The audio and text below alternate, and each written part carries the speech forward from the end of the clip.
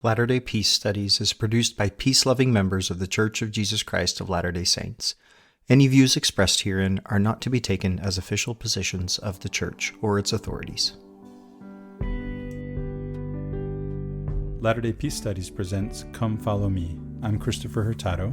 And I'm Ben Peterson. Thank you for joining us as we discuss this week's reading of Come Follow Me as outlined by the Church of Jesus Christ of Latter-day Saints. Our hope is that as we discuss the Scriptures, we will come to a more perfect understanding through experiencing the atonement of Jesus Christ and find greater peace in our lives.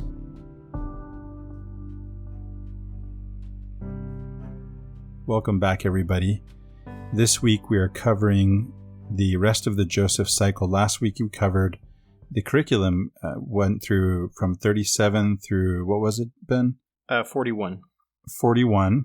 We actually covered the two or three chapters that the curriculum skipped. Yeah, 3. Right. And this week, what we want to do is actually go back. I said last week I would talk about the Joseph cycle in the Qur'an. There's a surah on Joseph, and it's the only sustained narrative in the entire Qur'an. Any other story that's a biblical story that's found in the Qur'an is found here and there, broken up. This is one sustained narrative of the story of Joseph. And there's some interesting things to look at in comparing. And often what we do when we compare is we learn more about our own version of the story by looking at how it's told differently. We can also learn a little bit about how these stories develop and are altered over time, from the time that they were oral tradition until the time that they become what we call the Bible, which is this library, and then how they're read in early Christianity, and then how they show up in the Qur'an, and then today. And also we want to go into the significance of the Joseph story to the Book of Mormon, just to review that from last time. And we'll have more to say about another connection between Joseph and the Book of Mormon this week. But before we do that, we wanted to mention a thoughtful comment that we got from a listener, some really thoughtful feedback, and to respond to it. Ben, do you have that, a quote to share from the feedback that we got? Yeah, so someone that I know is actually a relative of mine that listens to the podcast. She made some comments about the episode that we did where we mentioned the relationship between Sarah and Abraham, especially with regard to Hagar, and some really good insight in that. And after I shared this with Christopher, we were thinking about it more, and Christopher ran across some good commentary that he'll share. But I want to share a piece from Anne's comment, feedback on this that I think really, really points out some good things about Sarah. And one of the points that Anne was making in this is that Sarah often doesn't get, a good treatment. And I haven't gone back and listened to the podcast, but I think that was one of the things that I felt when I was reading through the text this time, is that just on the surface, Sarah isn't treated very well in the text.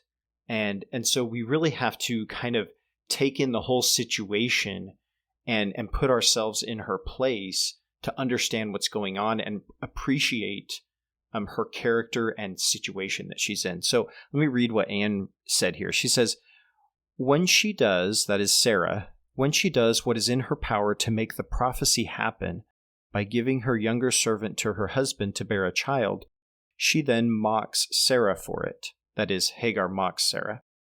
"Can you imagine being Sarah in that situation? You are trying to do what you can to bring forth a blessing.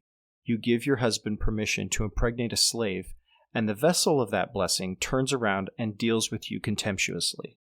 All through her married life, Sarah endures things that are done to her as she tries to be obedient and support her husband. She isn't consulted about anything or allowed to choose anything other than how to handle Hagar. I can't honestly say that I wouldn't have sent her away too if I was in Sarah's shoes. And after all she had been through in the name of this God who keeps talking to her husband, time and time again, blessings for her husband are a curse for her."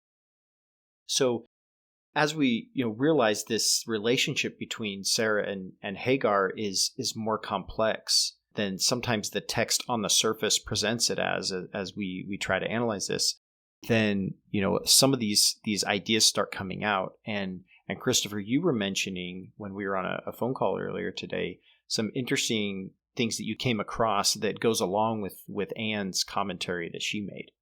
Yeah, so I was meeting with one of my mentors over a vacation down in LA, and he explained something to me that, I think it's something that I it's not that I didn't know it altogether, but the way it just came together. And so I wanted to share that. So he points out that, well, I guess there was something I didn't know. So he points out that there's a surrogacy happening, and that's clear. That's something that I did know, right? Right. So Hagar's going to be a surrogate mother for Sarah. If we think about the Rachel story, the text tells us that the children that Rachel's slave has with her husband are going to be on her knees. That means when the child is born, the child is placed on the knees of the parent. And so whatever child is born from the slave, from her slave, her maiden, and her husband is going to be her child. So it's the same with Sarah. This is the idea as Sarah suggests it and or agrees to it. It is suggested by her, according to the text, right? What happens next, though, and this is what I didn't realize, this is what I didn't know, is that Abraham chooses to marry Hagar. And so that changes everything. She's not just a surrogate anymore. He marries her. She becomes now the first wife. The first wife is not the one who first married the patriarch, right? The husband in this case. It's the one who first has the child. And so this changes everything. Now, again, I still think, as much as I can sympathize with at least the part that you read from the feedback, and I thought it was really thoughtful feedback, and it really helps to put us in the place of Sarah. But the context, right, is this patriarchal context where polygamy is accepted also. And Sarah, she's thinking she's the one, and now she's not the one. She's the other. She's the second. She's not the first. And so while everything that we got from the feedback, again, gives us insight into Sarah's positionality, right, in this story, it's just not the perspective that the text has, right? That the perspective of the text is patriarchal. And so, things have changed a lot since then, and we have a long way to go still. But I really appreciate the feedback and what it shows us about Sarah's point of view. Well, one of the things you were saying, Christopher, also is just to talk about that perspective of the text with regards to women, not just in the case of Sarah, but there's also the case of Leah and Rachel, and how the text talks about them and treats them, that kind of brings out this point that, again, the text does not view women the same way that we as a society view women today. That's right. Yeah. So another tidbit I picked up from a friend, and that's Trevin Hatch, is, because I hadn't really looked at, I'm not reading the Hebrew. He's reading the Hebrew, and I didn't realize that the name of Rachel means ewe lamb, and the name of Leah means cow, and that there are these puns in the text. When it says that Rachel is coming with the flocks, the coming, this verb is ba'a. It sounds like a lamb bleating, right? And so she's coming with the flocks means she's buying with the flocks. It means both. It's the kind of coming that an animal does, not the kind of coming that a person does. Well, it's a pun, right? So both the actual, there is a verb to come, right? She's coming, and she's also buying is the pun, right? And so she's a lamb, and the other, Leah's a cow, and so the whole text, there are a number of puns on these names, and the whole point of the text and the chiasmus that is present in the text that shows you the central point of the story is that, well, to put it bluntly, the way it looks in the text is that all of Jacob's animals, Rachel, Leah, and his flocks, are having lots of offspring. And he's becoming, right? So he's having all of his animals are having offspring. And that's how, it's like Rachel and Leah are just one more animal in a part of Jacob's flocks. So of course we don't see women that way today, but that's how it looks in the text. So yeah, that's another part of the text that's something that you can either wrestle with or just say, well, that was a mentality that we don't have to accept today to still understand how they lived. Yeah, and the point of the text remains that he is being blessed in both ways that it was promised to him, right? One, he's having offspring with his wives. The other is that he's prospering, right? Well, let's see. It's not prosperity that he's blessed with. He's going to have offspring, and they're going to inherit a land which hasn't happened yet. And we continue to wait for that to happen in the story as we go through the text. And that his posterity will be a blessing to others. So I don't know why I said, I do know why I said prosperity, because of the prosperity that he does enjoy. So again, I don't know if the offspring, obviously the offspring that is being promised are his seed. That's what the text tells us. But part of the blessing that we do see that happens to him and to others around him, because it happens with Joseph in this week's reading. When Joseph is living in Potiphar's house prospers. When Jacob is living in Laban's household, his household prospers. So that's the blessing, right? Mm-hmm. So if it happens to those around him, it's probably happening to him too, right? And so that is happening. His flocks are multiplying. Of course, we saw him, in some sense, it looks like he's cheating Laban. He says God did it, although he also tells us how he did it, right? Right. Yeah. So that's, in review and in response to some thoughtful feedback. Keep the feedback coming. We really appreciate it. And we'll keep sharing what we learn. As mentioned, and I hope it's in every episode in the intro, we are not biblical scholars. And we do know how to read closely and think deeply. And we read lots of commentary, and we're learning and we're sharing, and we're happy to learn from you, and as much as we share from you. So please keep sharing your comments and feedback with us. Thank you for that. Yeah. So Ben, the other thing that I said I would do last week, you brought up the relationship between Joseph, the story of Joseph, and the Book of Mormon. And I was going to ask you if you just quickly recap that. And then I said that I would go into the Joseph cycle in the Qur'an and compare it with the Joseph cycle in the Bible. And that would take us back to the beginning of the story of Joseph, and we'll go through that and move through and get into this week's reading. So Sure. You want to start with the Book of Mormon? Yeah, so it's pretty obvious from the outset of the Book of Mormon that the story of Joseph is very influential on the narrative. What you see is you see Lehi, when he gets the brass plates, which is kind of this first story in the book, right, of Nephi going back and getting them. He starts reading them, and he's learning all these things. And one of the things he sees is an account of Joseph.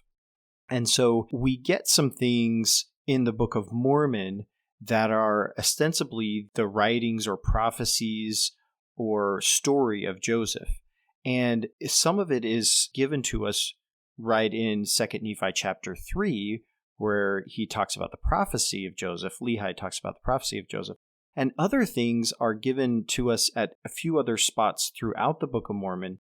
And they're pieces that relate to the Joseph story that aren't in the Bible. But the reason that they're significant to the Book of Mormon is because you can see how strongly this narrative of Joseph influences the narrative of the Book of Mormon.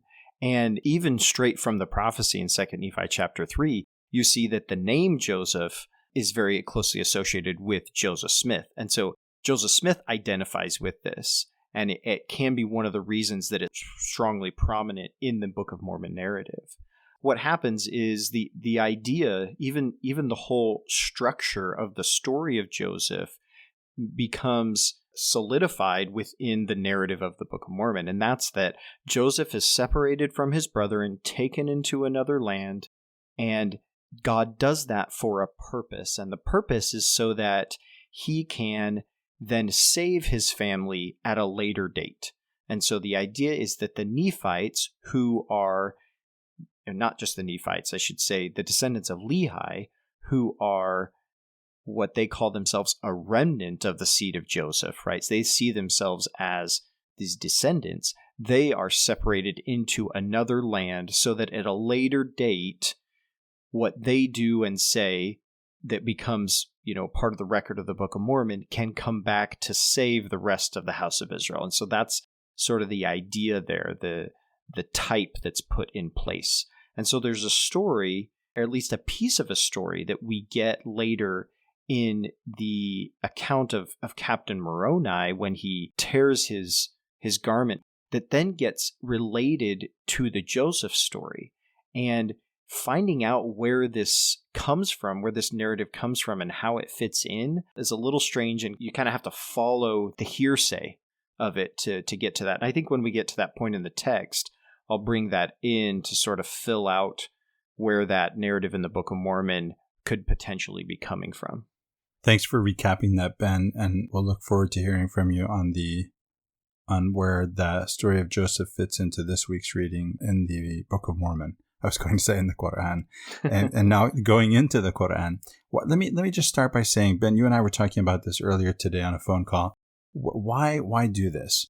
So again, I can think of multiple reasons. I'll mention them in random order. The first one that comes to my mind is that we have recently had a message from, it was Elders Bednar and Gong at a conference on Islam at BYU, that Latter-day Saints should get to know Islam and to understand it, and that they would be putting out, that the church would be putting out a pamphlet, is it? A brochure, something like a pamphlet, right? Yeah. On Islam, and that has come out.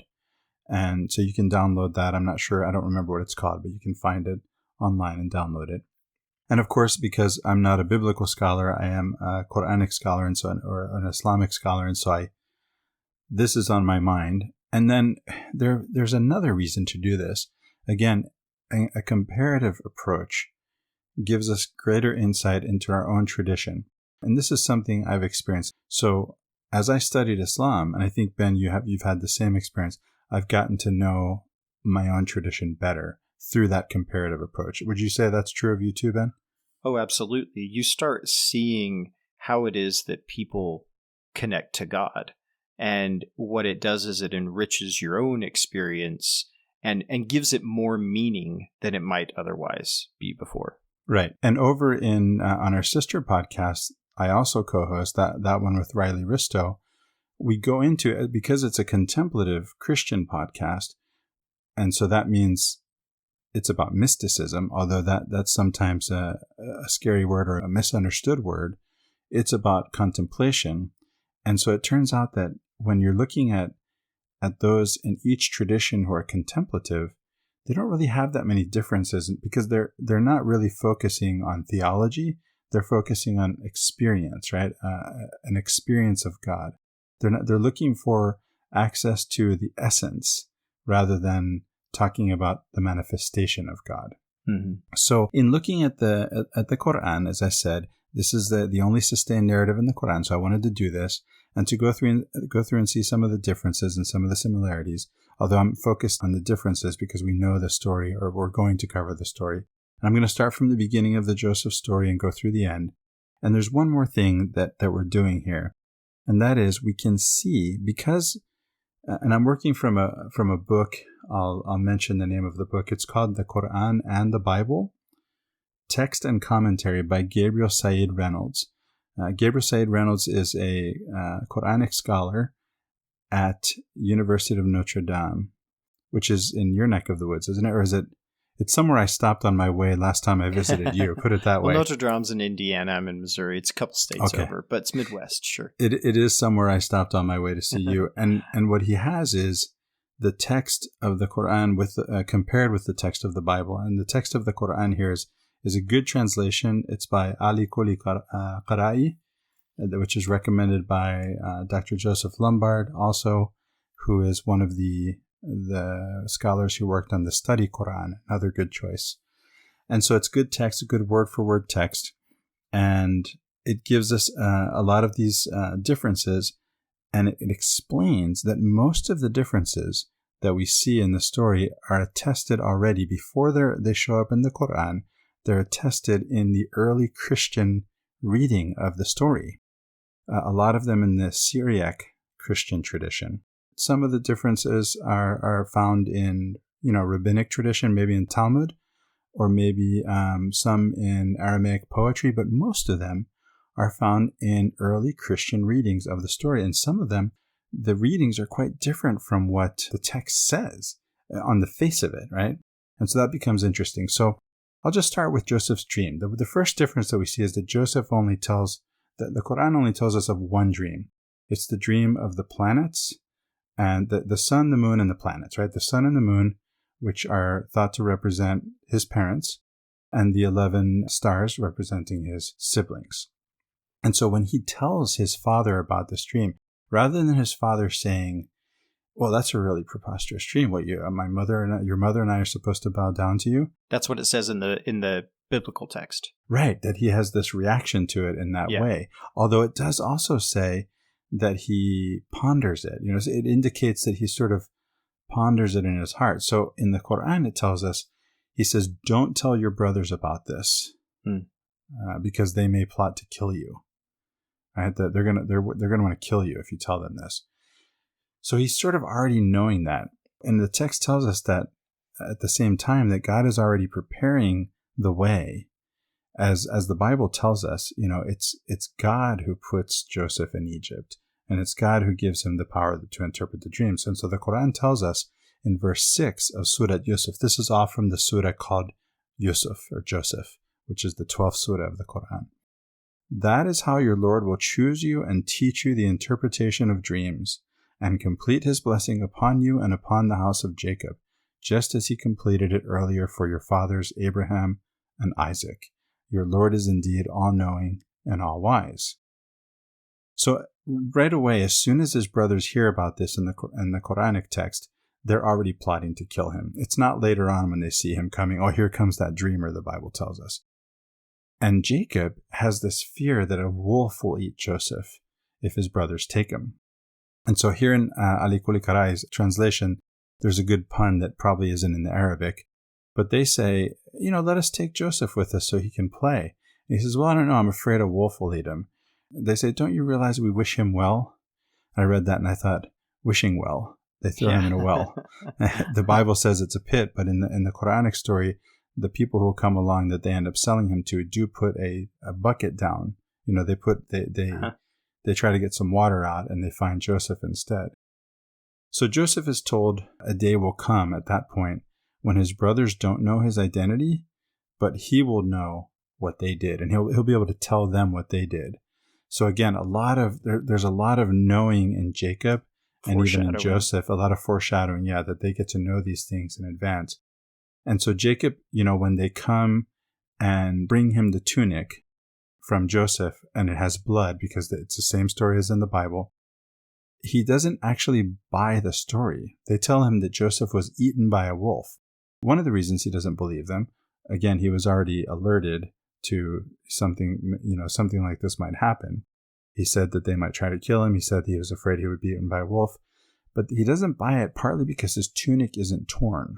And so that's an interesting point too, right, Ben? Because we're going to go into that more, into the tunic, whether it's torn, whether it's not torn, the different versions of the story. Right. So it says then that they sold him for a cheap price. They come along, the guys come along and put a bucket down, and they don't, even though it says it's dry in the Bible and the Quran, they try to put a bucket in there and they get out Joseph instead of water. And so his brothers sell him, the Quran tells us, for a cheap price. This is a phrase that occurs often in the Quran for selling something of value for a cheap price that for me reminds me of the Latter-day Saint temple text. Do you know what I mean, Ben? No, it's not coming to mind. Selling tokens for a cheap price. Sure. Okay. Yeah. Right? For money. Right. Exactly. And so that stood out to me. Now, Potiphar, once he brings Joseph in, he purchases Joseph, or he's coming into Potiphar's house, put it that way.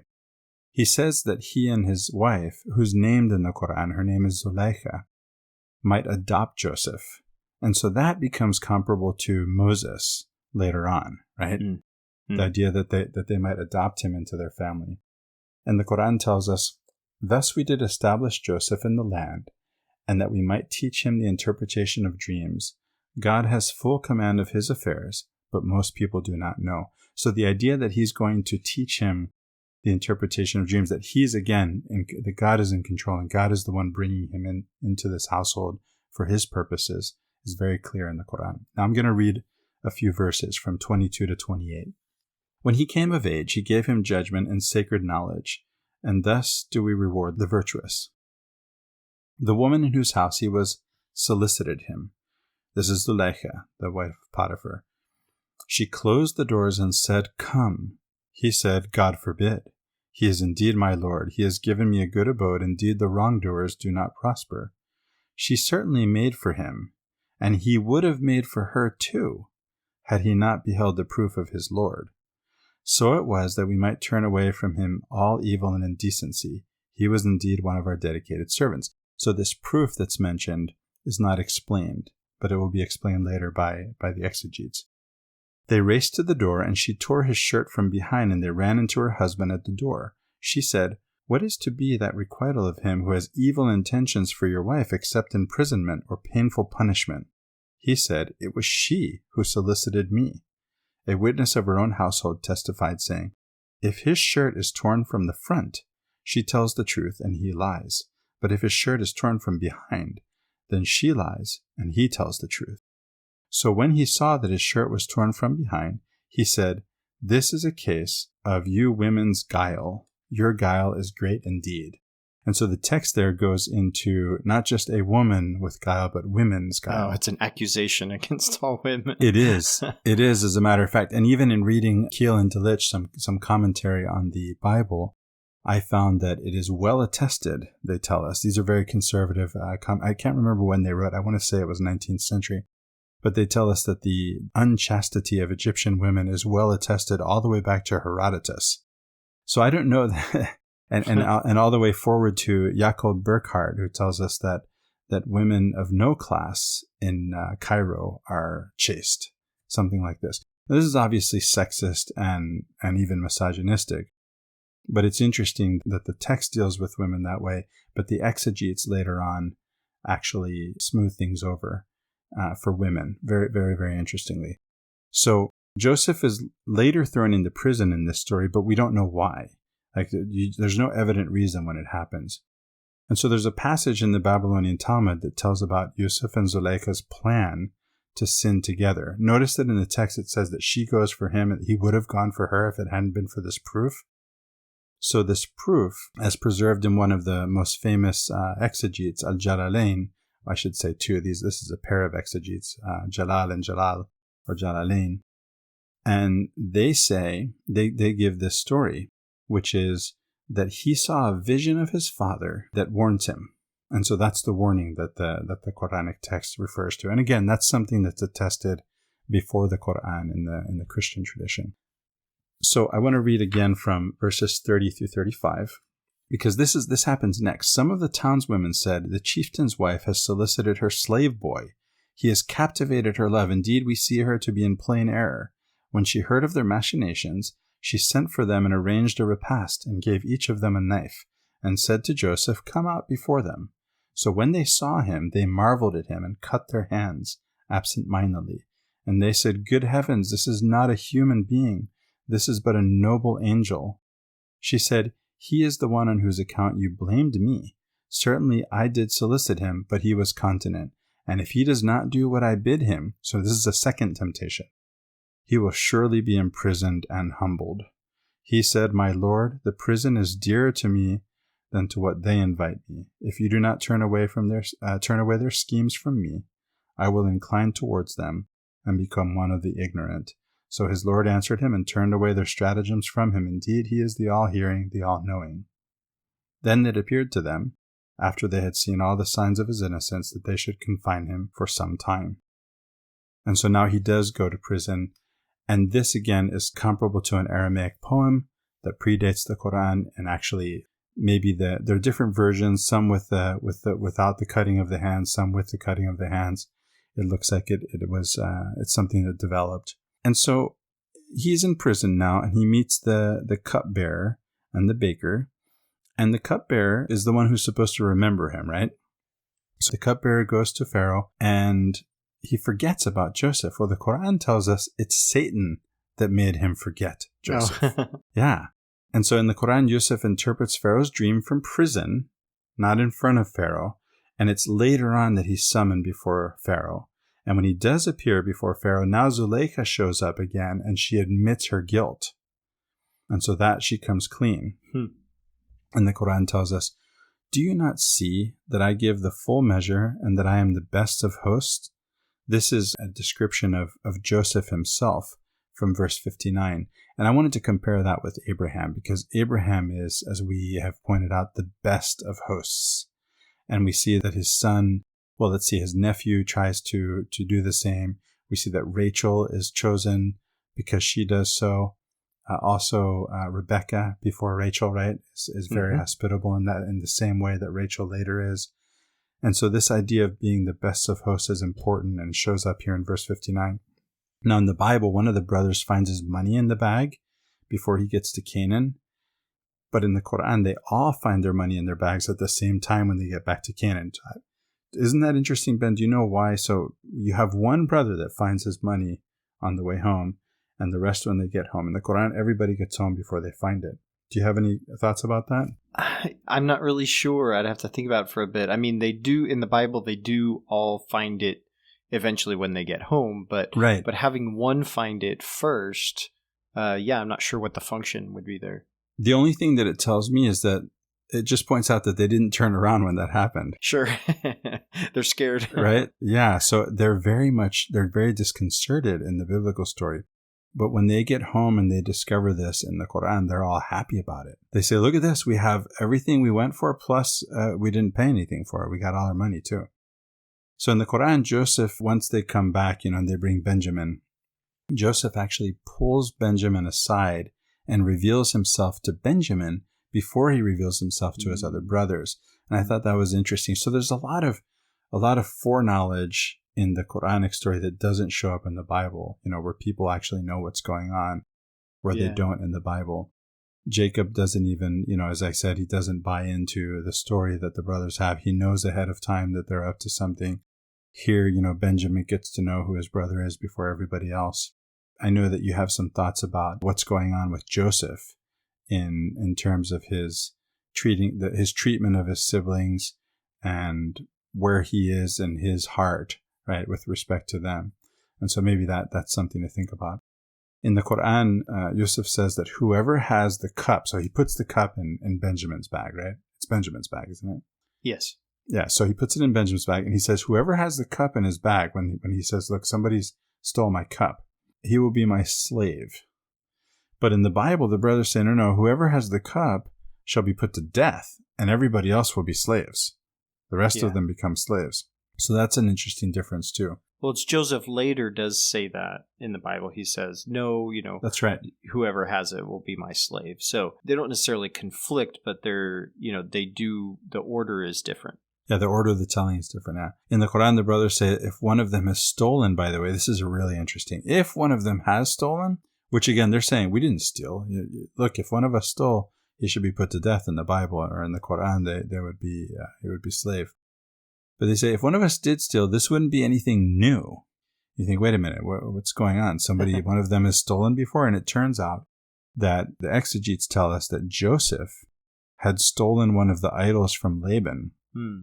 The ones that we covered as being stolen by Rachel. Stole. That's right, yeah. Yeah. So he stole one of them so he could smash it. Right? He's smashing the idol. That's different from what Rachel's up to when she's stealing the idols in the Bible. Sure. Now, when Joseph's father finds out what has happened to him, the text, the Qur'an tells us that his eyes turn white with grief. And that's interpreted by the exegetes to say that he's blinded. And then later on, there's this garment that's a little bit difficult to understand who's coming or going in this portion of the text. And this is around, there's this garment that actually heals his blindness that shows up in verse 96. But it's not exactly clear what's going on, like who's coming or going. But it's in some way, the garment goes from Joseph to his father, and it heals his blindness. He puts it over his eyes, and it heals his blindness. And that garment has it has the smell of paradise. Now, is this happening in Egypt, or is this happening before when Joseph is supposedly killed? It's after he has supposedly been killed. Joseph is in Egypt, and Joseph is sending the garment to his father in some way. Oh, with his brothers, or just in some way it's not? With his brothers, yeah. Again, it's a little bit unclear who's coming or going, okay. but it looks like he's sending it with his brothers to his fathers. That's how I read it. Okay. Even though it's difficult reading. which isn't always usually, it's not even usually the case for the Qur'an, but here things are a little bit unclear. But this garment is a garment that was worn by Joseph, I read, around his neck. So it's not his tunic that his brothers take in both stories, in the Bible and the Qur'an. So it can't be that garment. But it's this other garment that he has around his neck, and it has the smell of paradise, of the garden. And his father recognizes that. And that reminded me of something that I read years ago from Hugh Nibley, who said, but he said it of the garment, the tunic that Joseph's father made for him, right? That it was, or that he gave him. Again, I'm not sure. It's not clear. Yeah, the coat of many colors. Right. Well, the coat of many colors idea comes from Luther. That's a Luther's translation from the Vulgate. Right. It's just a tunic. The idea is this is a tunic that comes down to his wrists and down to his ankles. Yeah, long sleeve. Right. And again, we covered last week, it's very much, he gets clothed in a similar manner by Pharaoh, right? This is a symbol of his power. Yes, this is authority. Mm-hmm. So it's interesting because Nibley had this, I don't remember the details of it, but this idea that garment was Adam's, and that's why it had the smell of paradise on it. And so I found that similarity between the two texts, and I thought that was interesting. Yeah, there's definitely a lot of discussion around clothing in these scriptures, and in the Latter-day Saint tradition, we read a lot of meaning into that. Whether it's there or not is another discussion, but we read a lot of meaning into it because so much of the way that we interpret scripture is through a temple lens, and so a lot of things become contextualized that way. That's right. So then in the Qur'an, we notice in the biblical story that the brothers, when they are before Joseph, who knows what they did because they did it to him, but they don't know who he is. When they tell him the story, and I know you're going to go into this, so I'm not going to go into detail, but when they tell him the story of what happened to him, because they're talking to him, but they don't know it, right? What happened to Joseph. Yeah. They tell it from their father's point of view, and I'll leave it at that and let you go into that later. But the point is that they don't confess. They never confess any wrongdoing. Right. And so it's interesting because in the Qur'an... Or at least not yet. Not yet. But in the Qur'an, Yusuf's brothers ask Jacob to pray for forgiveness for them. Whereas in the Bible, they don't repent, at least not yet.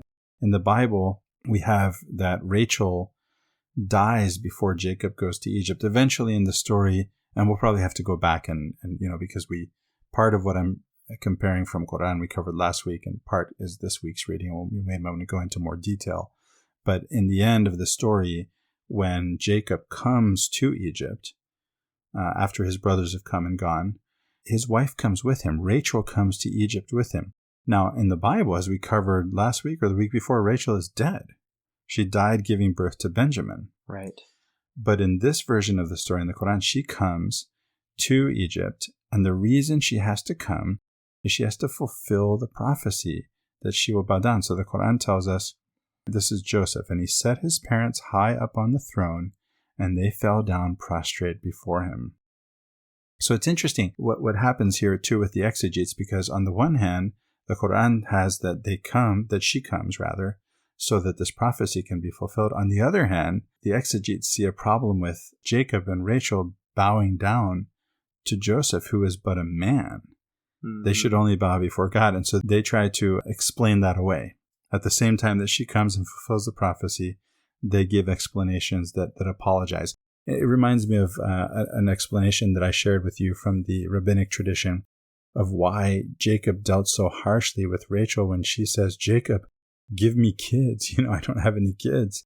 And he says, who am I, God, to give you kids? That's not my place to give you kids. And the rabbis thought that he was being very rude to her. And they couldn't, this is something I picked up from Jabra Ghanem. I've mentioned him before on the podcast. He's got his YouTube channel, Jabra's Gospel Thoughts. Great resource for Come Follow Me. So Jabra mentions this on his YouTube channel, that they thought that he was being rude, and so they just couldn't be with this because he's our father Jacob. How can he be rude to his wife? And so the explanation they come up with, which reminds me of these Muslim exegetes here, is he was being rude to her on purpose because, as we've pointed out on the podcast before, one of the major themes of the Bible is that God hears the call of the oppressed. So he's oppressing her so that she will call out to God and he'll have pity on her and give her children. Isn't that funny? Yeah. Well, Ben, that's the run through of the story from the Qur'an, just really focusing on the major differences in the story. Yeah, excellent. Lots of interesting little nuances there and additions to it. So, I mean, as we go into this story starting in chapter 42, right off the bat, Jacob is sending his sons to Egypt because of the famine. He's sending them there to get grain. And when they meet up with Joseph, the text says that he treats them harshly. And there's at least a couple different ways of looking at this. It's not clear whether Joseph already, as soon as he sees them, has already forgiven them, and that this is simply some sort of a ruse or a test to play with them, or to test to make sure that they're not going to treat Benjamin in the same way. Or it's possible that he really hasn't forgiven them yet, and he's got some animosity here that he's still trying to act out. And then as the text goes on, you see him softening stage by stage to the point where he does finally fully forgive them.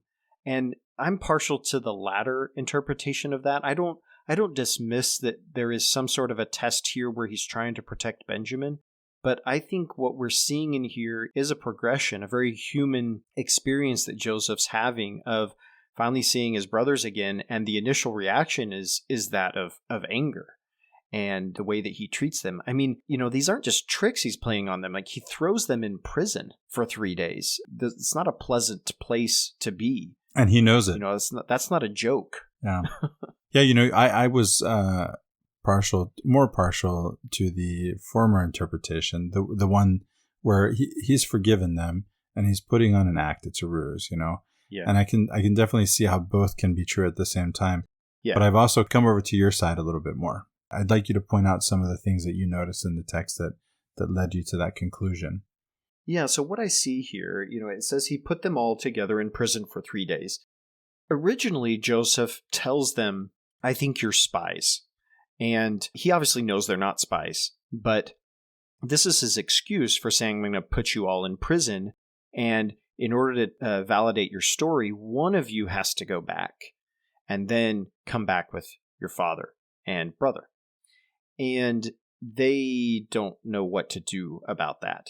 And so they are hanging out in prison for 3 days. And then Joseph comes back and he says, on the third day, Joseph said to them, do this and you will live, for I fear God.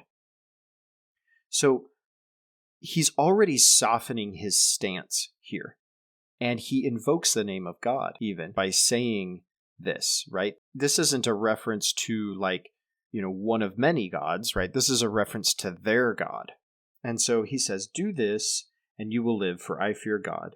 If you are honest men, let one of your brothers stay here where you are imprisoned. The rest of you shall go and carry grain for the famine of your households and bring your youngest brother to me. Thus your words will be verified and you shall not die. And they agreed to do so. So again, we see his stance softening towards them here. And not only does he agree to let all of them go but one, but he's going to send grain with them. So he is giving them what they came there for. He's already sort of conceding the fact that they're not spies, but he's keeping one behind. So I think, again, we're seeing sort of a softening of the stance here. And he's overhearing them talking, and they don't realize that he can understand them because they think he's just Egyptian, speaking through an interpreter. And so as they're talking, they're saying, hey, this is what we get for treating Joseph in this way. And so he's starting to sense that there is at least maybe a bit of remorse or recognition, at least, that they did something wrong. Maybe not quite to the point of remorse yet, but at least, hey, look, we're getting what we deserve because of the way that we acted towards Joseph. And so as the story progresses here, they go back to Canaan, to their father, and to Benjamin, and they can't persuade their father at first to let them take Benjamin back. It's understandable, but it does seem a little bit odd that they kind of let Simeon go, right? They just say, well, I guess Simeon's lost. We can't do anything about the fact that he's gone. But they do finally convince their father to let them take Benjamin and go back. And the main reason here is they're going to starve, right? They're out of food. Yeah, it's only after they run out of food again. Yeah. And so he says, well, I guess, we can all die, or we can risk it on sending Benjamin back is kind of the idea. But he's really worried about losing Benjamin. He says, what does he say? He basically says, I'll die. He has this phrase here. It says, if harm should come to him on the journey that you are to make, you would bring down my gray hairs with sorrow to Sheol, or to the grave, or Sheol is hell or Hades. It's under the ground. It's what we would just call the grave. There's not a conceptualization right now of some spiritual afterlife. It's, you die and you're buried in the ground. That's Sheol. Well, Sheol is more like Hades than hell. I think the concept of hell as we have it, we get from Dante. Sure. So this is more like Hades in Greek literature, ancient Greek literature. So I think, there's no concept of a spiritual afterlife, but we do have that as, a physical afterlife where you just go down to this place called Hades in Greek and Sheol in Hebrew. And actually the concept of an afterlife of a spiritual afterlife doesn't really seem to show up until the time of the Pharisees, which is around the time of Christ's advent. It does seem to be much later. I do want to make a note about this phrase here. I'm reading it out of NRSV. It's a little different in KJV, but the concept is the same. Bring down my gray hairs with sorrow to Sheol, or the grave.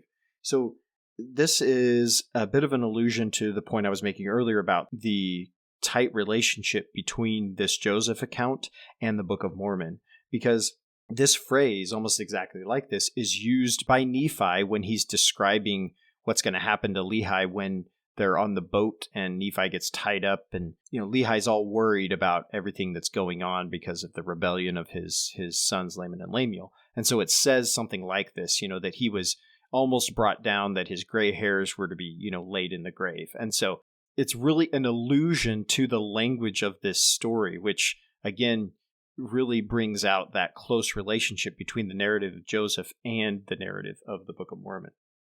So as it progresses here, they do finally come back in, and Judah has a conversation with Joseph and explains all of, what's going on with this.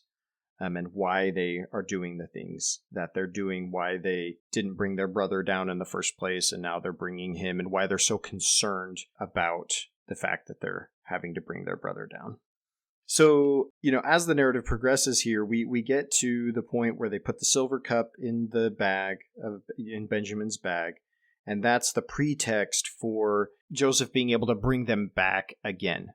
And the whole idea here is that he is concerned about Benjamin. And he might be worried here that his brothers are going to treat Benjamin the same way they treated him. And so a lot of this might be this protection that he's trying to exert over his brother Benjamin. Yeah, and why wouldn't he be worried? His good reason to be worried. Look what happened to him. Right, exactly. That sort of goes to the idea of conceptualizing this narrative as sort of a test. But I don't think that necessarily has to overshadow the fact that he really is moving towards forgiving his brothers here. He is giving them more and more each time. He gives them their money back. He gives them grain. He's trying to keep the relationship open. He's concerned that if, he gives them all this stuff and they go back, he'll never see them again, right? And so there's always this excuse for him being able to bring them back. He's got one of them captive, or they stole the cup, or, all these different reasons. And so he's constantly thinking up reasons to bring them back. It kind of reminds me of when I was first dating my wife, and it was like I was always coming up with reasons that I could, ways that I could see her, right? I'll go through the library, that's where she was, or hey, right. Come over, and, all these excuses for being able to see her. So it's almost like that, he's wanting to keep them coming back so that he can figure out how to reveal himself to them, how to finagle this situation so that he gets his whole family there. He wants to see his father and so forth. Yeah, so the story really is clearly a story about forgiveness. Absolutely. Right? And yet, there's more to it. As I've listened to you, Ben, you bring out that it's about love, right? And it's the love that produces the forgiveness. There's a book, I wanted to review it for this, for this occasion. I've read it a couple of times, but I focused most of my time, studying in the Qur'an and in the Bible and didn't get to reread the book. But there's a great poet. His name is Stephen Mitchell. I've mentioned him before because I've been reading his translation of Genesis. He has translations of Genesis, of Homer, of quite a few things. He started with Rilke, actually, a favorite poet of mine and Riley's. We've actually talked about on the Latter-day Contemplation podcast. We went into poetry in one episode. But he has this beautiful book because the language of the Bible, these stories are so compressed. Now, this one, there are quite a few chapters to this, right? And again, in the Qur'an, it's the only narrative in the whole book. But a lot of the stories that we've read in Genesis, think about Cain and Abel. How many verses is that? 6 verses? Yeah. There's a lot going on. The text is so compressed. So even this story, even though we're covering how many chapters? 9 chapters? Well, if we look at the whole thing, it's 37 through 50. But it's still really, really compressed language. And so what Mitchell does in his beautiful book, Joseph and the Way of Forgiveness, is he expands this story. It's as it were a novelization of this very compact story. And it's beautiful. And it is. It's a story of forgiveness. Yeah, I mean, that's where Joseph arrives with this. It's not just a story of forgiveness. It's also showing how his brothers are able to arrive at finally confessing and repenting and truly feeling sorry for what they did. And some of that is brought about because of the affection and concern they do feel for Benjamin that Joseph is not aware of. He thinks maybe they feel the same way about Benjamin that they did about him. But then understanding this comes out when he has the dialogue with Judah. So they come in, the whole cup thing happens. Joseph says, I'm going to keep Benjamin as my slave because he had the cup. And they tear their garments, it says. Initially, they did that because they had said whoever has the cup is going to die. And so they thought that's what was going to happen to Benjamin. They get back and Joseph says, well, he's going to be my slave. And that's a problem for them because they promised certain things to their father. They know if they tell that to their father, he's going to die. So Judah goes on and explains the whole story. Exactly. Yeah, they do have love and concern for their father. They have love for their father, yeah. Mm-hmm.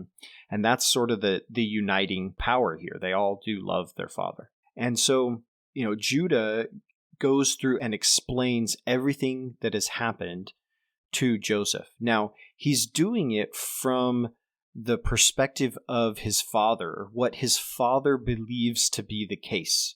Right? Now, Judah knows that Joseph wasn't torn apart by a beast. He knows that they put him in that pit and then something happened to him. There's varying things on the story. One of the accounts says they sold him, but the account we have here in the Bible says they stuck him in the pit, and then when they went back to look for him, he was gone because the Midianites took him out and sold him. So according to the Bible account, they don't know that he was sold into slavery. They actually don't know what happened to him at all. He's just gone, right? But Judah's telling this story from the perspective of his father. And there's a point here where he says, Then your servant, my father, said to us, and again, this is Judah speaking to Joseph, You know that my wife bore me 2 sons. One left me. And I said, Surely he has been torn to pieces, and I have never seen him since. If you take this one also from me, and harm comes to him, you will bring down my gray hairs in sorrow to Sheol. So there's that phrase again. But what he references here is the moment when the brothers bring the coat or the tunic of Joseph back to their father with the blood on it, with the sheep's blood on it. Now, it doesn't say in the text that the garment is torn at that point. It doesn't say anything about it being torn. And in fact, Christopher, you referenced, was it the Quranic account that says he's suspicious of it because it's not torn? That's right. Okay. That's right, because the story is that he was killed by a wolf. Why isn't the tunic torn? Yeah, so why would the tunic not be torn? But then we get this statement here, Judah quoting his father, and his father says, Surely he's been torn to pieces. So we kind of have this idea that, if we weren't trying to tie in the Quranic account, we have this idea here that Joseph was torn into pieces by a beast. Well, why would he think that he's torn into pieces if there's not some sort of substantial evidence to the fact that he was torn? And it seems like the evidence to that fact might be that the garment itself is torn into pieces, because it's sort of this representation of Joseph. The garment is sort of the symbol of him. And so if Joseph was torn into pieces, he's seeing that out of the fact that the garment itself is torn into pieces. Well, and beyond symbolizing him, he's wearing the garment, right? Yeah, if he's wearing it, yeah. He can't get torn to pieces without the garment getting torn. Right. So if that's the case, and I understand that there's a bit of a stretch there, but there is a logical progression there. What that does is it does shed a little bit of light on the account that we have in the Book of Mormon of this, which otherwise doesn't seem to really fit in what's going on. It's an account of Jacob and talking about Joseph that is difficult to fit in here. And even with this little bit of connection, there is some difficulty in fitting it into the account. But I'm going to pull it from, this is Alma chapter 46, and the context of this is Captain Moroni tearing his coat and writing on it for the title of liberty. And this is the only spot in the Book of Mormon that we get a reference to this account. It's like this is a known account among the Nephites, but it's only referenced in this spot. And so this is what it says. Moroni said unto them, Behold, we are a remnant of the seed of Jacob. Yea, we are a remnant of the seed of Joseph. And remember, that's the Nephites' narrative here, is that they are descendants of Joseph, whose coat was rent by his brethren into many pieces. Okay, so we have Moroni telling us here that Joseph's coat was rent by his brethren into many pieces. So in the context of the text that we have here in the Bible, it would make sense that if they were trying to convince their father that Joseph truly was dead, the coat would be torn up into a bunch of different pieces with blood all over them. They'd present those to their father. Their father would say, yeah, he's torn into a bunch of different pieces. That's much more persuasive, right, than just a coat with blood on it, which is brought out by the Quranic account, that if it's not torn, it's not very convincing. Right. So then we have this account where, okay, well, his brothers tore the coat up, which would also kind of make sense because they hate the fact that their father gave him this coat, right? That's right. A symbol of the fact that their father loves him more than he loves them. So going back to what Moroni says here, he says, remnant of the seed of Joseph, whose coat was rent by his brethren into many pieces. Let us remember to keep the commandments of God, or our garments shall be rent by our brethren, and we be cast into prison, or be sold, or be slain. Okay? All referencing this Joseph account. They really see themselves as his descendants, and so they see this pattern repeating itself. Yea, let us preserve our liberty as the remnant of Joseph. Yea, let us remember the words of Jacob before his death. For behold, he saw that a part of the remnant of the coat of Joseph was preserved and had not decayed. And he said, even as this remnant of garment of my son hath been preserved, so shall a remnant of the seed of my son be preserved by the hand of God, and be taken unto himself, while the remainder of the seed of Joseph shall perish, even as the remnant of his garment. Okay, so there's a lot in there about, his prophecy about a future thing of Joseph's descendants. And I'm not going to really talk about that. The point being here that he's referencing a remnant of the garment. And again, that narrative informs very much the identity and narrative in the Book of Mormon of them being a remnant. And this idea that they persisted, taken away, separated from their brethren in order to be a salvation at a latter part.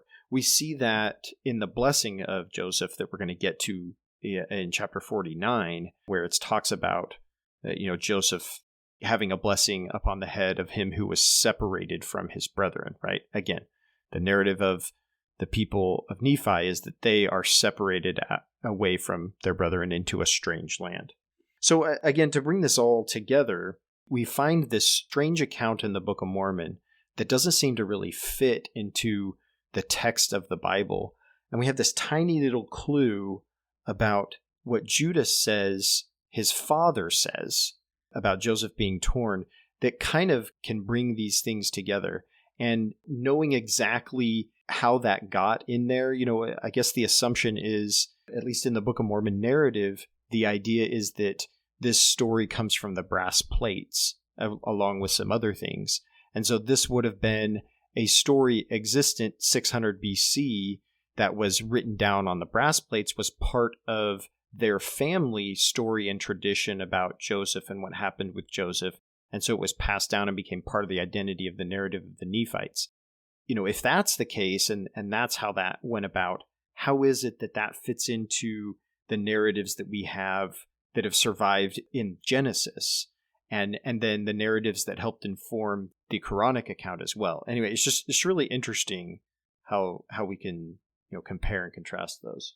Yeah, it is. It goes back to the theme, and especially having the Qur'an as a counterpoint to this narrative where Jacob is not convinced because the coat is not torn, the story tells us, right? Yeah. So it brings up that question again of what's the original story? Can we even know what that is? And right. How has the story changed over time? And when I say how it's changed over time, I don't mean in what's the result of the changes, but the way in which it changes, right? And then the result is something we can see in these different accounts, right? Well, I think one of the points to bring up about, you say, what was the original story? I mean, one of the main points here is that the original story isn't what matters.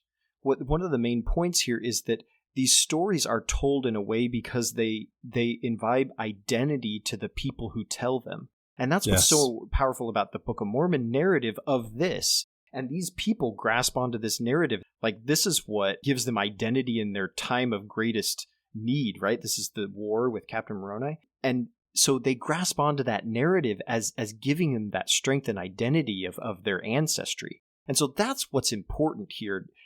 We're not going to be able to go back in time and say what really happened. The point here is, what did these stories mean to the people that were telling them? Right. What identity do they imbibe? And one of the things that we talked about last time with this story of Joseph is that one of the main purposes of this narrative is to establish the legitimacy of Joseph's line as the inheritor of that birthright. And, that's right. And this comes about in later kingdoms of the northern kingdom when Jeroboam, who is an Ephraimite, becomes king, and this becomes part of the narrative that legitimizes his kingship. It's also used as part of the narrative that legitimizes David's kingship as part of the tribe of Judah. So, well, it's something that shows up later in this week's reading, right? We haven't gotten to it yet, but where Jacob adopts Joseph's sons, yes, Manasseh and Ephraim, and that makes Joseph become the firstborn. And that's actually attested in 1 Chronicles chapter 5, verse 2. But Ben, let's go back to the cup. Okay. We left the cup behind, and I wanted to talk about the cup, right? Because what is this cup? It's interesting because we have that Joseph is, well, first he's this dreamer, and then he's this interpreter of dreams. Pharaoh, those around him in prison, and Pharaoh believe that this power comes from him. He says it comes from God. The Qur'an tells us that God is going to teach it to him, that he's putting him there for his purposes, where he is, and is going to teach it to him, this interpretation of dreams. At the point that we have this cup enter the story, we don't know how long it's been with Joseph, but we do know he has it now, and we know what it's for. What's it for, Ben? Yeah, this is a cup that's used in a ritual of divination. So I don't know the particulars of this, but this is a totem. This is a talisman, I guess might be the right word, that Joseph uses in order to do his divination, maybe his dream interpretations or what. And it's used in that process, which to me kind of evokes the imagery of another Joseph. That's right. Looking into a hat to receive revelation as well. And so it's just interesting, we talk about divination as being this like occult practice, and it is. But when we say occult, this is often cast in like a negative or satanic way, right? But for Joseph, this is a way that he connected to God. This worked for him, and it's a very strange thing for us to look at these days, but this is the way that Joseph practiced his experience of revelation. Yeah, and in the case of both Josephs, there's the way in which the divination is done, or rather the mode, right, by which it is done, is according to each Joseph's time and place. This way of divining is Egyptian. It's attested. Egyptian magic, correct. It's attested in Egypt, in Egyptian history. And so it's interesting because both Josephs actually look into something. Is it concave or convex? I always get the two mixed up. But here you're pouring water into the cup and you're looking at in the same way that, That's what I was thinking. I wasn't sure if that was that's how it works. So it's not that different from, it's like, I don't know, like looking at entrails of birds, right? This is another way that divination was done in ancient Greece, or right, those kind of things. And so then with Joseph, in Joseph Smith's worldview and his time and place, there was very much this magic worldview that is covered by D. Michael Quinn in his book, Early Mormonism and the Magic Worldview. And that's very much a part of Joseph Smith's time and place. And so he has experience already with his seer stone. And the Urim and Thummim don't seem to be the way for him, the mode, right? The mode that he's accustomed to and that he uses is his seer stone, which he puts into a hat and he peeps into that. And so they call it a peeping stone.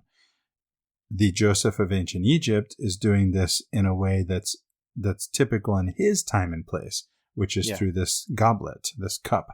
Yeah, and I should say for some reason in the King James translation, it's not very obvious, and there could be some very real reasons for that when they translate. It's not very obvious yet that's what's going on exactly. But in the NRSV, it's more obvious that this silver cup is actually related to his practice of divination, because he tells them that he was able to tell what was going to happen to it.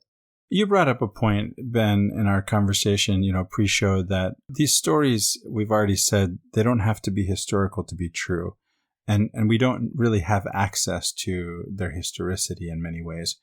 Although, because we do have knowledge of ancient languages in addition to the biblical language, and because we have archaeology and because we have anthropology, we're able to do history, and they couldn't. They didn't have those tools to do history. Mm-hmm. If they even had an interest in doing history, this we've covered, right? Right. That they're doing etiology. But, in our way, and with our tools, we can look back and we can find or not find evidences. And you were mentioning that from Egyptologists that there's no evidence that Joseph was in Egypt, that there's no evidence that the Israelites were in Egypt. And yet there are evidences, many evidences in the text that whoever wrote this text knew Egypt. Right, exactly. And I saw that attested to in my own study and my own reading of commentaries, is that this is how things work in Egypt. The way the things that are being done and the way that they're being done is how they were done in Egypt at that time. Correct. And a lot of the things that we know now about Egypt hadn't been known for a couple thousand years. They've only been learned in the past couple hundred years. And we are finding that the things that we've learned in the past couple hundred years do match some of the practices that are brought up, like in this story of Joseph. The embalming that takes 40 days and then they mourn for 70 days. That's actually the time and process that it takes to mummify a person. And that's a pretty recent discovery. Actually, the whole process of mummification is relatively recent, within the past 50 years, that they've discovered how that process actually happened. They haven't known that before, and realize why it is that it takes that long a period of time, because of the different substances and chemicals that they use to preserve the body. Anyway, the point being that, there's not really a whole lot or even any external evidence. Like archaeology doesn't tell us Joseph or the Israelites were ever in Egypt. We don't see it inscribed on anything or in any papyrus. We don't see any reference to a people or persons that we see in the Bible. That are foreigners, by the way. Yeah, exactly. However, when we look at the story in the Bible, we see that there's a lot of internal evidence here that points to whoever wrote this story knew more about Egypt at the time than we knew before, just 100 or 150 years ago. So, and sometimes, there's not an argument from an absence of evidence, right? No evidence has been found, right? Sometimes there's actually evidence to the contrary. As we haven't gotten to this yet, but when the Israelite conquest of Canaan, as is told in the Bible, Right. there's no evidence for that, but in this case, there's actually evidence against it, right? And so that's important, and we'll come to that when we get to it in the text. We'll cross that bridge when we find it, but there is the fact still that a lack of evidence is not an argument either. And there are times, too, when you think about a text like Herodotus. I know you're reading Herodotus, Ben, on my recommendation. It's one of the funnest reads in ancient texts, bar none. It really is. Are you finding it enjoyable? Yeah, it's just the reason I've found it so interesting isn't necessarily the content. It's the way that he talks about things. Right. It's entering into that ancient worldview.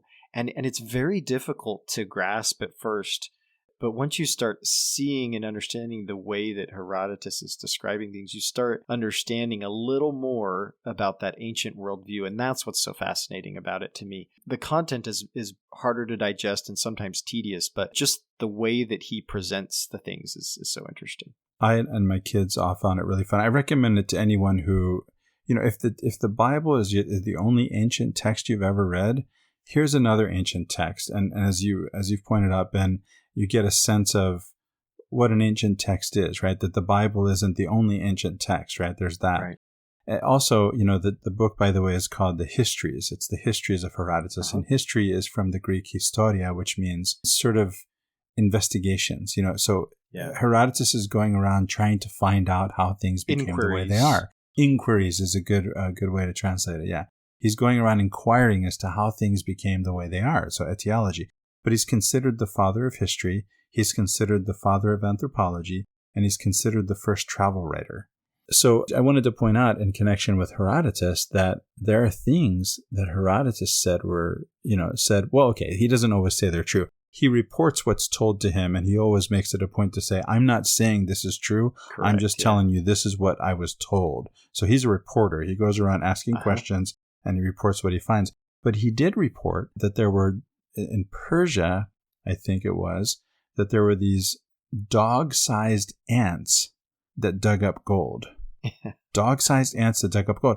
And so because of this, his text was dismissed, at least that part of it, as nonsense, just this complete nonsense, for a very long time until recently. Well, the way that he talks about it isn't in a fantastical way, though, either. No, not at all. He just talks about how it's a matter of fact. So it's very matter-of-factly. You would think that if you have an insect that's the size of a dog, it would be talked about in certain terms. And he doesn't talk about it, in fantastical terms. It's just a matter of fact.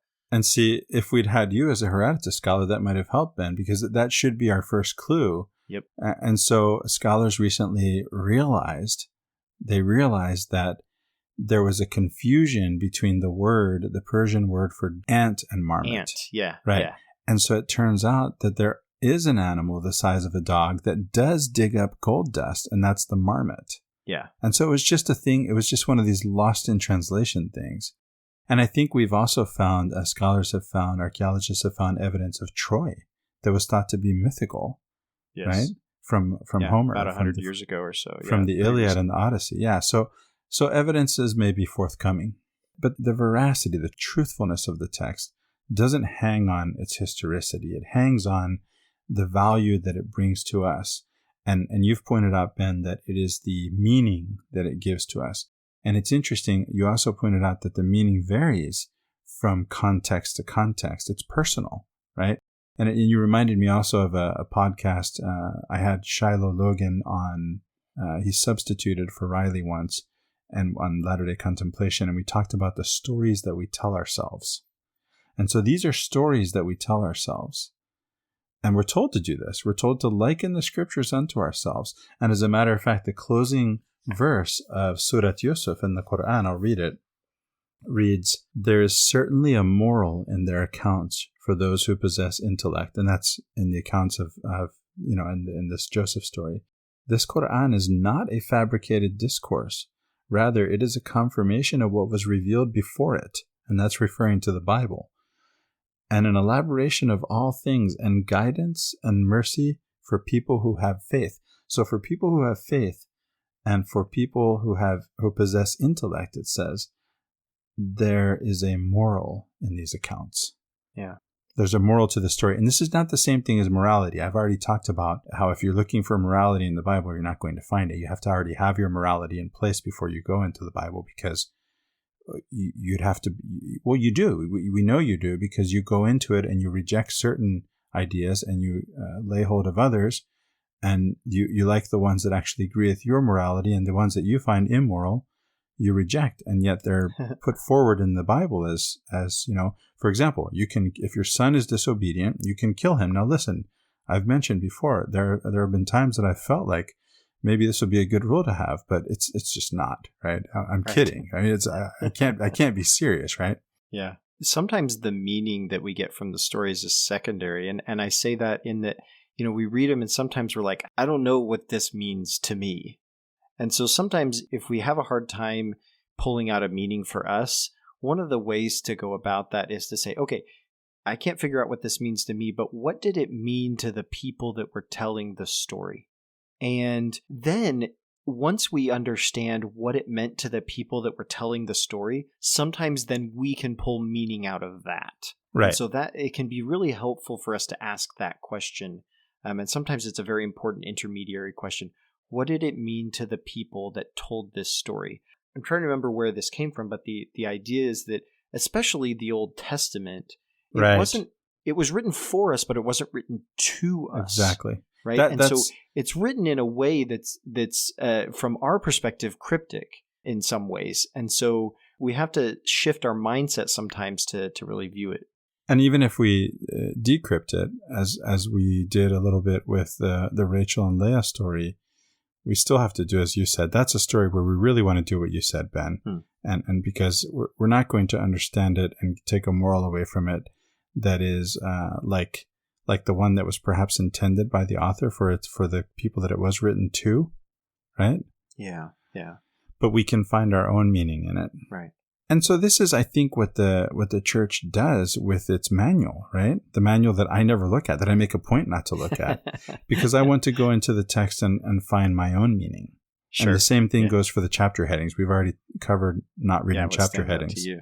Right. Yeah.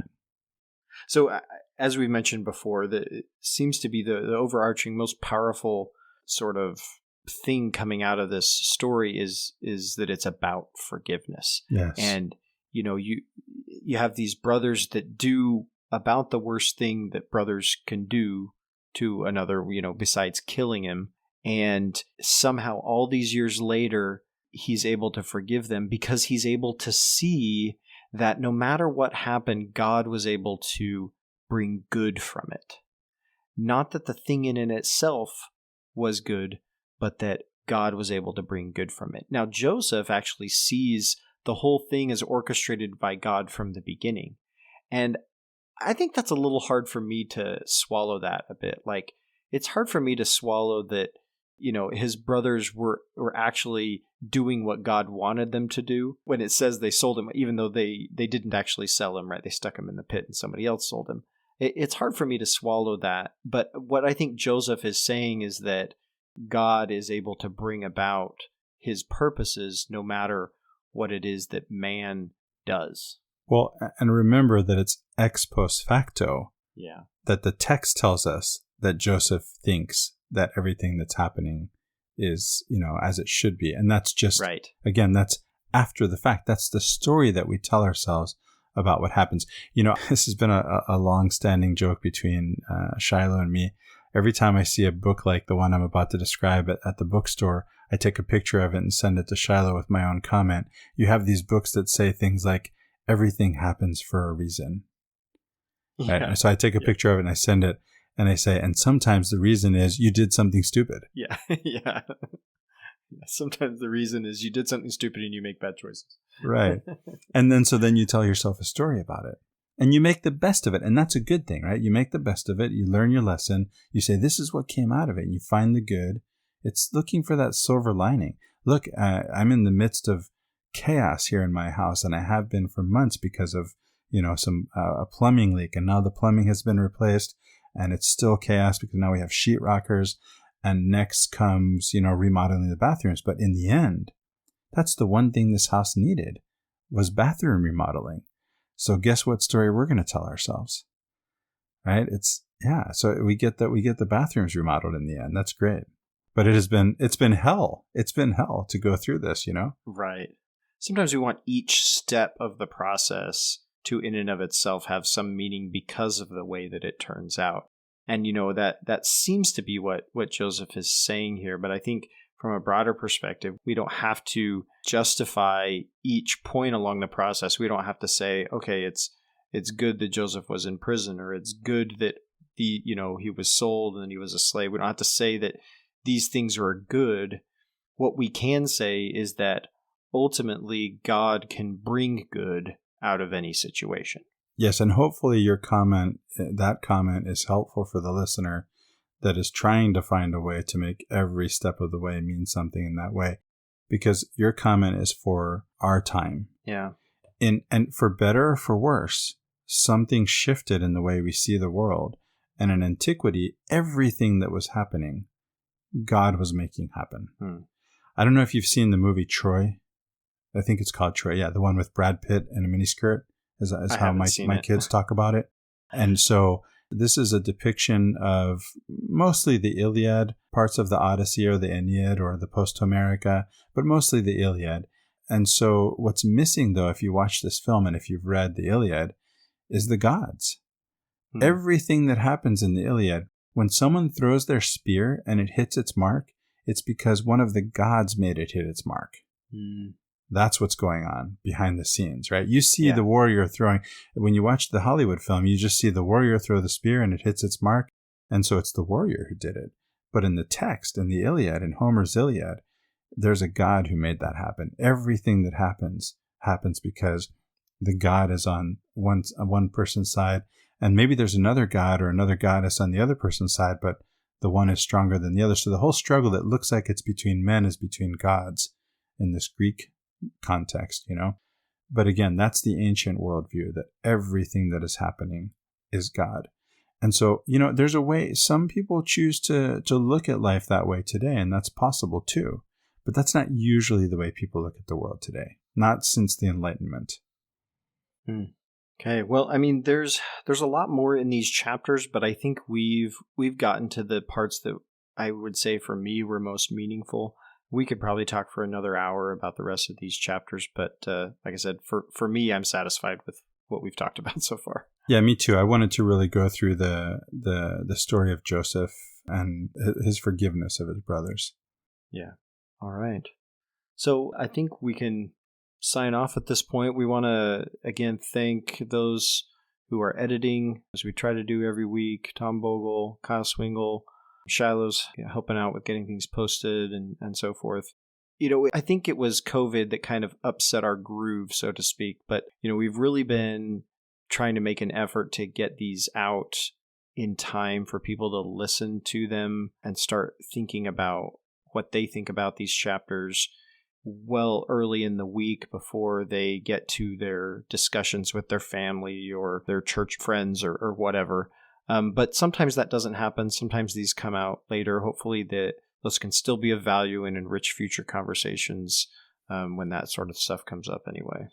Yeah. And thanks also to Lindsay Olin for, all that she does behind the scenes. She's, again, the heartbeat of Latter-day Peace Studies. Thank you, Lindsay. Yeah. And thank you all for listening. And please, again, keep the feedback coming. We really appreciate your feedback. Thank you for that. And thank you for listening. For Latter-day Peace Studies, I'm Christopher Hurtado. And I'm Ben Peterson.